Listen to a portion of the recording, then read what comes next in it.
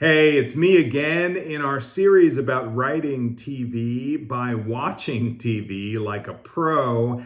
And I made a mistake in the last video suggesting that that was the last one of this series, but it actually isn't, because there are 5 Thursdays in the month that I'm releasing this video series. So we get the opportunity to talk a little bit more about what it means to watch TV like a pro. So today we're going to talk about dialogue. We're going to talk about how to listen better and learn as we listen in terms of how dialogue is created for television shows that can really help you with your scripts. Now, this is really essential, and dialogue can be complicated. It doesn't have to be, but listening and watching will really help you out as you write your scripts. There are 2 issues that I want to talk about today. One is that many people who I've worked with and many writers out there have a hard time writing too little or writing too much. In terms of dialogue, in terms of the things that come out of characters' mouths. And I want to talk a little bit about that and what you'll see and notice as you watch television.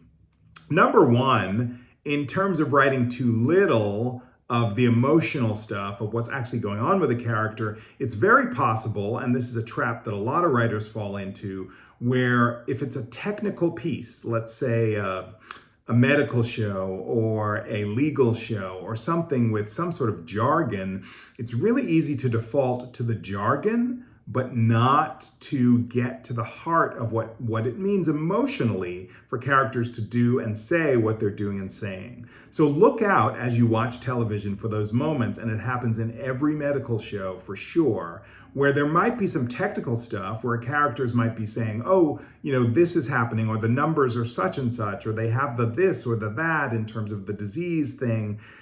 And then somebody else will say, maybe it's a newcomer, maybe it's the patient, him or herself, maybe it's, somebody watching who's a reporter. Somebody will say, what does that mean? Or what are you talking about? And then the doctor will say, it means that if we don't help her in the next 15 minutes, she's gonna die, right? So look out for those pieces where the characters, where the writers find a way to make it completely plain what's going on so that the characters are not speaking in a way that just loses the audience.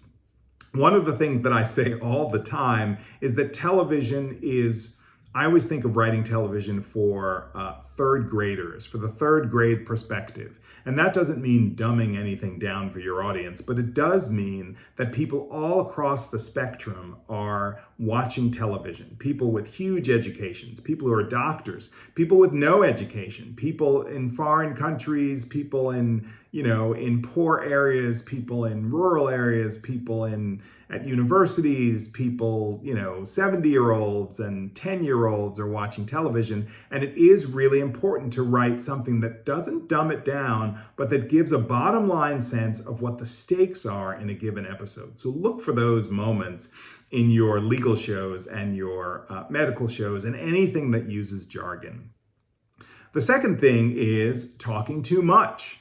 It is rare in real life that people say everything they're thinking at every moment. And so you don't want to default that way either. And watch for that as you watch TV and to see what people are doing with dialogue. But here's the thing that I think is a really interesting trick and a really interesting and important thing to know.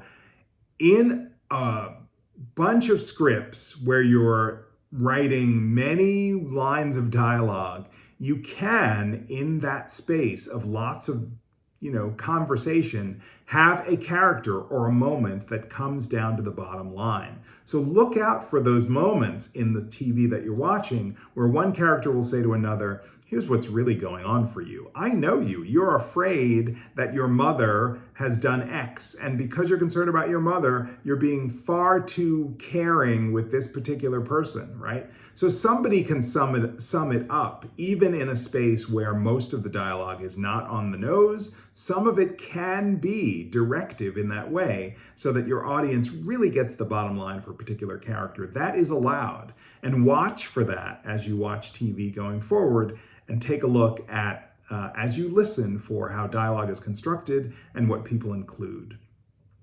Thanks for watching this series. Thanks for watching this video. I hope these tips help. Leave any comments below this video, and I will see you next time.